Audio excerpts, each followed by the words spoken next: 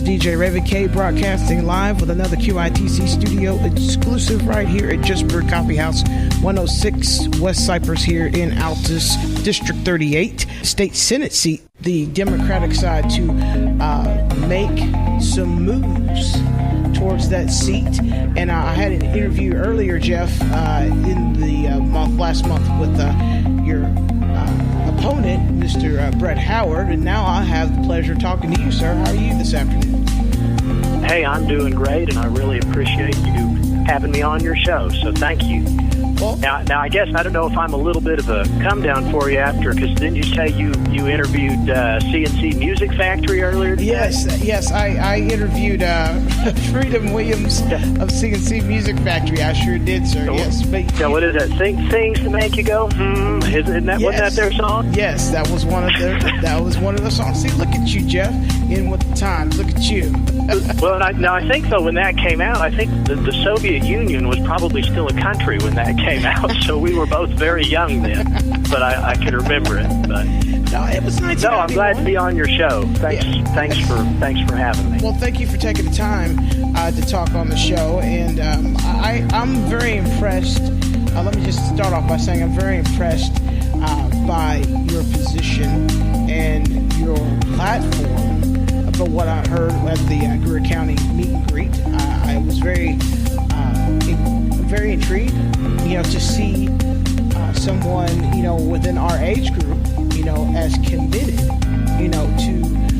to change as you are. So I want you to take the floor and just discuss pretty much when was your point within, whether it be candidacy, business, or whatever, that you felt that you, Jeff Berrong, could make a difference in the legislature of Oklahoma. Well, I'll say this: I've grown up in a family that has always put a big emphasis on public service, and so from when I was a kid, it was impressed upon me that we're here for reasons other than ourselves, and that we're here to give back to our community. We're here to to help be the glue that helps hold the world together, and so that's just kind of been part of who I've been for my whole life. And that again, we're supposed to be involved, and I was lucky that I had real life examples in front of me, to emulate and follow in how we're supposed to conduct ourselves, and that again we're supposed to work together to try to make our city, make our state, make our country, make the world a better place. And so my interests have, through life, been pretty constant. I don't know if that means I'm boring, but I've always, had interest in business and in public policy and in government. I say I've never been much for politics, but I care a lot about government. Well, the two kind of go hand in hand. So, but in my opinion, we've got to have people who understand that business and government have got to be able to work together to make things work for the rest of us, in real life. And we've got to focus on working together.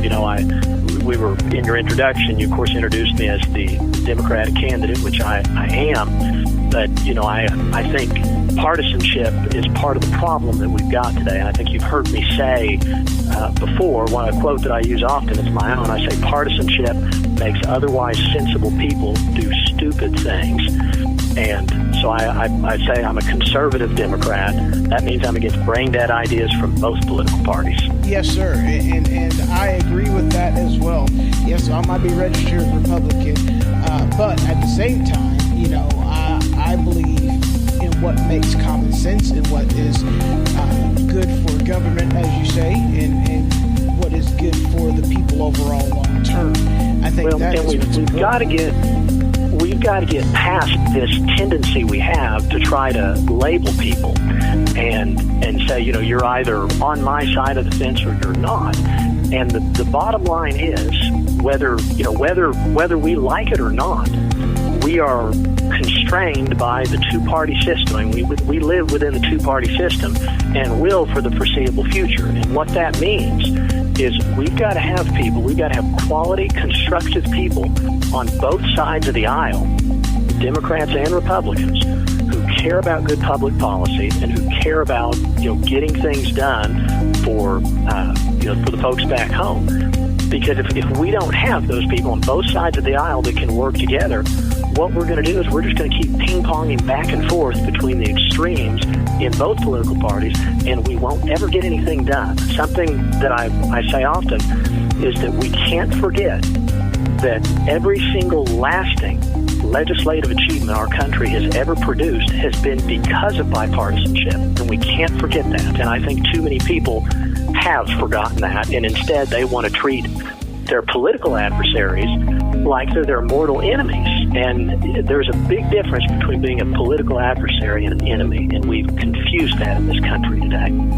Something else I say we have too many politicians and not enough statesmen. That's right. I was always raised to be a statesman. And Raven, we have got to inspire people again. Not make them afraid, not make them angry, but inspire people. Somehow as a nation, we've got to figure out how to reinvigorate our faith in our government institutions and our faith in our ability to all of us be able to work together to do great things again. And I want to be a part of that. That's why I'm running for the state senate, because I think my whole life I've been raised to believe that what happens, at the Capitol really does impact the lives of the people back home. Okay. Yes. See, I like your ideology and your ideas. I mean, because we haven't heard that type of talk, and I can't remember a time I've heard it, especially in my voting years. So to hear, you speak so passionate about statesmanship, and elaborate on that just a little bit further. So how do you think in Oklahoma we can make that more of a reality? Well, I'll say the first thing, and that is I think voters should be treated like adults and not like children. And I think far too often in our political debates that we have, I think the voters are treated like children. I think it's demeaning, and I think it's a disservice to the people's intellectual capacity. But the deal is that. If you are going to actually, people need to talk about substance. I plan on being the substantive candidate in this race. I don't pander very well. I don't do bumper sticker slogans. I think we've got to have substance. And the reality is that public policy is complicated. Mm-hmm. And, people's tendency is to tune out on complicated things. People like the short, they like a Facebook rant or things like that. They don't want, a detailed discussion. And we've got to figure out how to change that in our way of thinking. And that's a thing that I think's gotten worse, Raven, with our generation. Yes, it has. And I will say this. In fact, let me just take this opportunity to thank you for deciding that these, that elections and politics is important for your audience, because what I've seen is that, of course, you were at the Greer County Forum. Yes, it was. I know you've been at another forum, and then I've seen you at another event or two. And the point is, you're getting out there and deciding, hey, people need to be tuned in, and I think you're showing respect for your audience and for people at large by focusing on this. But to get, I think I've wandered off your question inadvertently. You were asking, what do we do to bring people together? Why your vision is so important, because your vision is more than just your candidacy. Your vision is beyond. Is sustainable for generations to come. It's not just for how can I say it? It's not just for this election year. It's not election focused. It's future focused. Right. We got to talk. That's right. We got to talk about the long run. Yes, sir. And part of how we do that is we got to be honest with ourselves. Absolutely. And this is a discussion of not just really at the state level, and of course I'm running for for state office, not federal office. But I would say that the paradox of American politics is that people want the services, the goods and services that that a larger, more robust government can provide them with, but they don't want to pay for it. Yes. And so when I come back to treating voters like adults and not children, I made the comment about there's too many politicians and not enough statesmen. Well, politicians will not level with voters and will try to play it, cute as far as either act like everything's free and that we can just do everything, or they'll say on the flip side, we don't need to raise any taxes for anything ever. And you had people in the last session, for instance, we've really got a perfect example, which was coming out of the last legislative session, of course, for the first time in 20 years. The legislature raised taxes. The last time, or I'd say 20 years, heck, 28 years, excuse me, because 1990 was the last time you had a tax increase out of the state legislature with House Bill 1017. But the point is you had, our state has been in a revenue crisis for the last many years, and it really has been a crisis. Mm-hmm. And you've had folks this entire time that they're going to keep their ideological blinders on instead of trying to work together and do what's right. And what I mean by that is you had people that would continue to say, no, we don't have a revenue problem. We can cut our way to success. Well, nobody wants, I like the fact that we're a low-tax state, and we are a low-tax state. Yes. But we can't we can't let that ideology of taxes are always bad, we can't let that always be our default knee-jerk reaction regardless. And you've got a lot of people up there that have, that were dragged kicking and streaming into voting for some additional much-needed revenue that will help us, put our fiscal house in order for the years to come. And so I would say this, we've got to get to where we've got people working together and having an honest conversation of, okay, what are our expectations from government? And we've got to be big boys and girls and pay for it.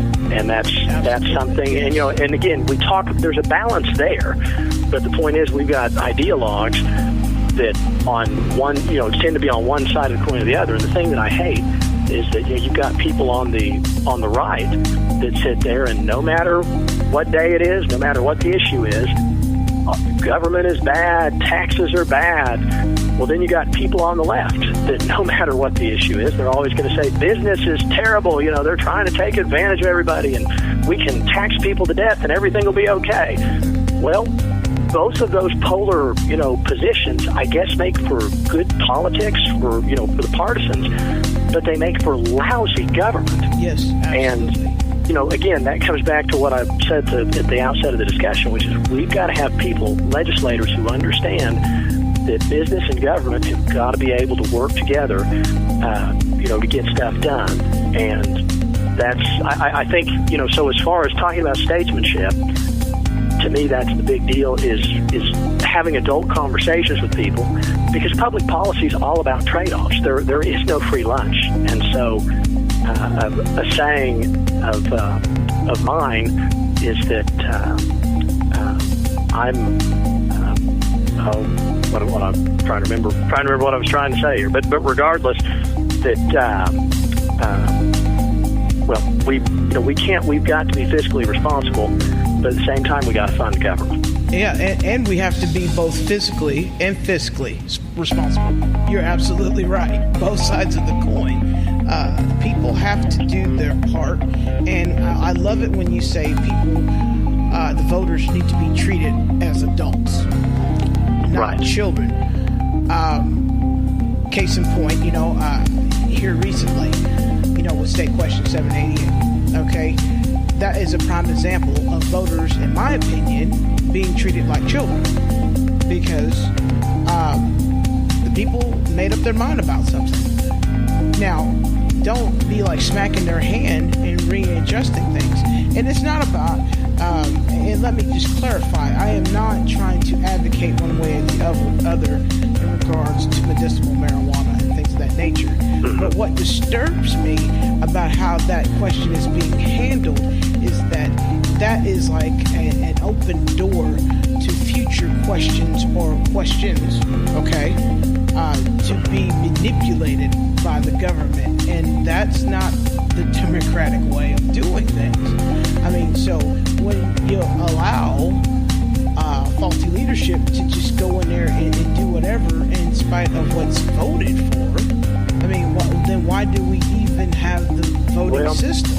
You know, so that's what disturbs me about the thing. A few quick thoughts on that. Of course, 788 was something that made a statutory change. Yes. You know, versus a constitutional change. Absolutely. And anytime something's statutory, the legislature can make statutory changes. And so I think what you're seeing now is, SQ 788 was one of the concerns, and I'll be honest, I have a lot of concern with the state question that was passed. Yes, and the way it was written. I think a lot of people did. Well, right, and so there's a lot of open questions now. Anytime you have a state question like this, the state question itself is fairly, it's all in broad brushstrokes. Well, the nitty-gritty to implementation has got to be left to, in this case, this is something that the legislature is going to have to get involved in. I assumed that they were going to call a special session, honestly. Yes, my prediction was that the first thing the legislature would do was go into special session briefly and delay the implementation date until they could get a lot of the nitty-gritty worked out. Right. Because the implementation date was 30 days. Yes. Well, I was surprised they've decided not to do that at all, but they have rolled out, I think literally just yesterday, the Board of Health, the health department's rolling out rules for how they're going to deal with this. But anytime you have such a broad issue, then you have to go and you have to figure out, well, how are we actually going to make this work? And so I would just say that there's going to be over the next many months, in fact, next many years, there's going to be a lot of back and forth on, having to actually implement this. And what I've been telling folks, and I voted against State Question 788 because I have a lot of concerns with it. But what I've been telling folks, of course, if elected, I will do my best to implement the will of the voters in a responsible fashion. Yes. And that's a lot. That was a big generalization that I just gave there, because we got to figure out what a responsible fashion is. Because I would tell you, I think Colorado is dealing with a lot of issues. This experiment, something they call the states the laboratories of democracy. Yes, well, that's of course because we're a federal system, and different states can do different things, which is great, because you can have different, literally, policy experiments in different states, and you see, well, does this work or not? And if it does, it ends up being a model for the rest of the nation. Well, Colorado embarked on their grand experiment 4 years ago now. I think 2014 is when that was passed. Yes. So it's still, they're figuring out a lot of things, and there's been, yes, it's added revenue to the Treasury, but there have been a lot of problems, with organized gangs that they're dealing with, and so I would tell you the jury's still out for sure. Yes. On what the long-term ramifications of what Colorado's done will be. Yes. But so the reason that I was, again, very, very concerned about this is my preference would have been to let Colorado let that experiment continue up there, and see where they're at, because again, the ramifications of this, the societal ramifications, don't just materialize overnight. And we might find out that in the years ahead, Colorado gets the regulatory structure right, and comes up with the proper legislative fixes and regulatory fixes to make this work. Yes. And then again, they'd be a model for the country if that happened. But yes. So I think, bottom line, there's going to be, we don't need to kid ourselves here. This is a big change, and there's going to be a lot of... Yeah, there's going to be a lot of push and pull. Yes, there is, and there's going to be a lot of legislative, involvement around the edges, and just trying to regulate this and make this work. and we're now embarking on this experiment ourselves. So it's we're no longer sitting back and watching other states. We're right in there. But the other thing I say too is that, and I'm very sensitive to law enforcement concerns on things like this. It's part of the reason I voted against it. Yes. But I think what we talk about being, we talked about being honest with people. Well, yes. I think the starting point, anytime we talk about, marijuana, our starting point, all of us, should be that what we've been doing for the past, 30, 40 years as far as drug enforcement ain't working. And that needs to be our starting point, I think. And then where we go from there, that's what we need to have adult conversations about. That's it. I like that answer. And like to add to that, not only just State Question 788, but you also have major changes happening with the Able Commission all at the same time. So the timing is not having. Yeah, it's not serendipitous. I can because of the alcohol.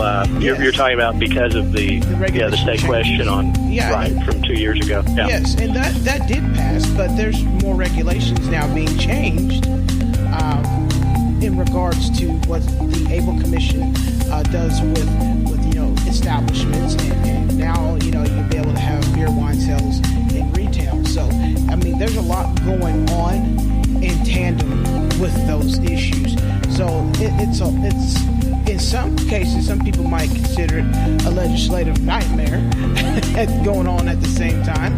But it is what it is, and you just have to, like you say, have adult conversations. With public policy, it gets messy sometimes, but we can all get through it together. Yes, sir. And like I was saying about the Able Commission, with everything happening at the same time in tandem, sometimes that could be, there's a lot going on right now with the state, and then you got an election year on top of that. So it's a lot going on, and I commend you and all the candidates in all of the election offices from county level all the way to state level, because the issues that are on the table right now, it's not going to be easy at all.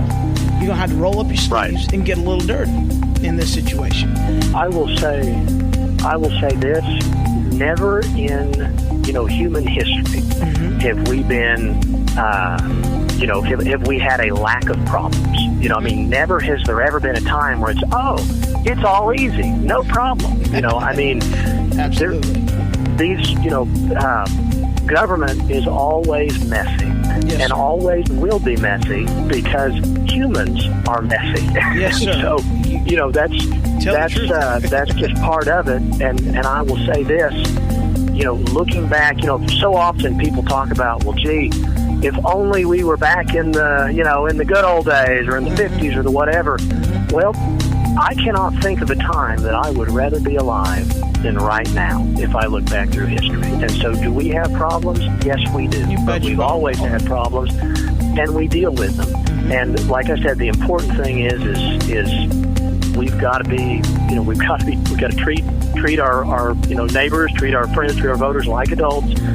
And we've just got to do our best to work together. Yes. And like I said, we need to inspire people again, because you can either you can govern one of two ways: by hope and inspiration, and trying to bring out the good in people, or you can do it through fear and division. And we need a lot more love and a lot less fear and division in our public life, in my opinion. Well, that's the kind of public servant I want to be. Yes, and in the Word, in God's Word, it does say, "A house divided will not stand." So, being united is key. We are one nation under God. Well, and again, we'll always have, because people say, well, how can we? Everybody's always got things they disagree on, but it comes down to recognize the difference between, is this person just a political adversary versus my enemy?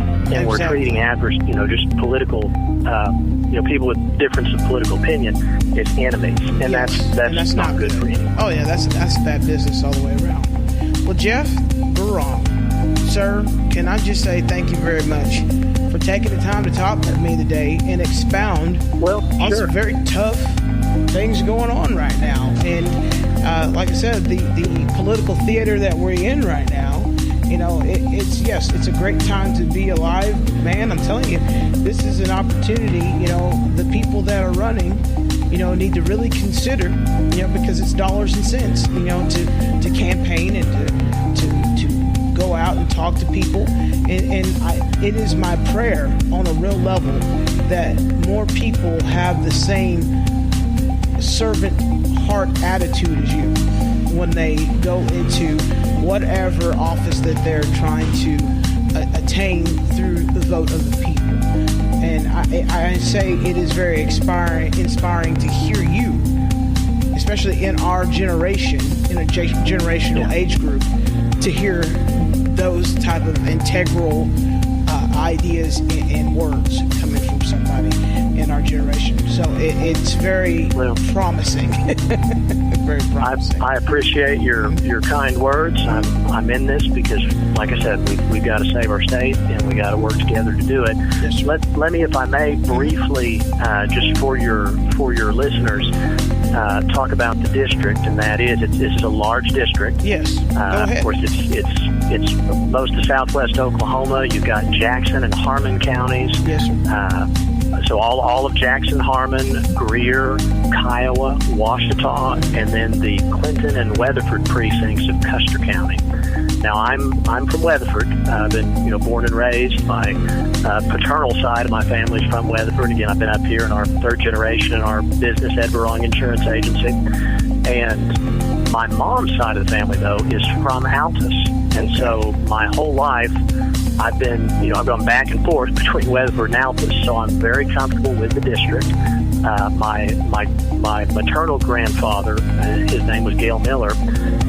He was in the civil service in the Air Force, and so the reason they came down to Altus was he was transferred from Tinker down to Altus Air Force Base in 1969. So my mom graduated from high school in Altus. Her older sister, my aunt, is the head of the Southern Prairie Library System in Jackson and Harmon counties, and my grandparents both continued to live in Altus until they passed away. So again, my whole life I've been back and forth, and I'm very comfortable in Altus. I care about Altus and Jackson County and the Air Force Base quite a bit, and I feel like I'm in a unique position to represent the whole district and be comfortable in the whole district. Well, there you have it, folks. That is your responsible Democratic candidate, I'd like to say. Conservative Democrat. Responsible and conservative Democratic candidate right there. Mr. Jeff Berrong. I tell folks yes.